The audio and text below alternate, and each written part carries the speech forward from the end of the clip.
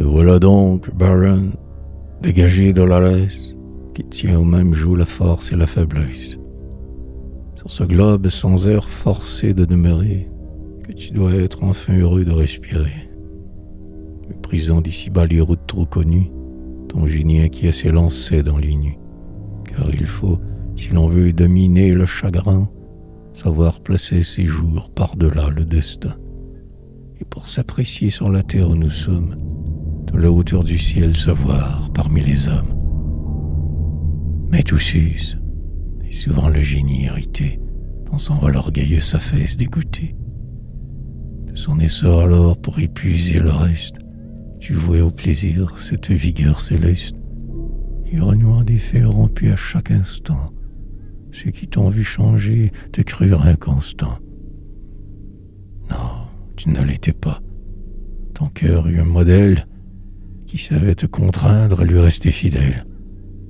Tu le cherchais partout, puis tu l'avais trouvé. Mais qui peut rencontrer ce modèle achevé, ce type précieux d'une beauté sublime, qui vit dans la pensée et l'exalte et l'anime? Le grand homme est celui dont l'esprit vigoureux, des vertus de plusieurs, est un tout généreux. Le ciel a dans son cœur multiplié notre âme. Si l'on cherche une égale où reposer sa flamme, les traits en sont épars. Il faut les réunir. Vers le ciel qui a tant avant de parvenir, l'aigle royal qui plane au-dessus des campagnes s'arrête lentement de montagne en montagne, du soleil paternel montant toujours plus près. Et c'est lorsque son œil, essayant leur sommet, a sous son aile en feu vu ramper le tonnerre, qu'il daigne asseoir son vol et suspendre son air. Regardons le grand homme et ne l'accusons pas. Pour mesurer sa taille, il faudrait son compas.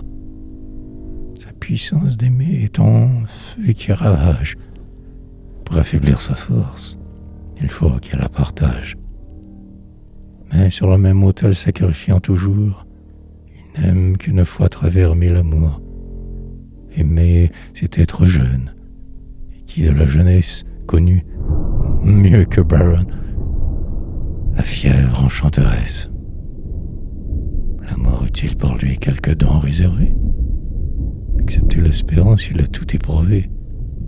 Un seul de ses regards déclarait sa tendresse, et chacun de ses vers gagnait une maîtresse.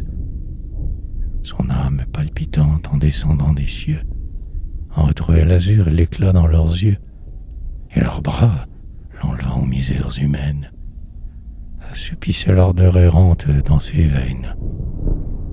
Quel bien lui restait-il encore à soupçonner? Le sort, après cela, n'a plus rien à donner.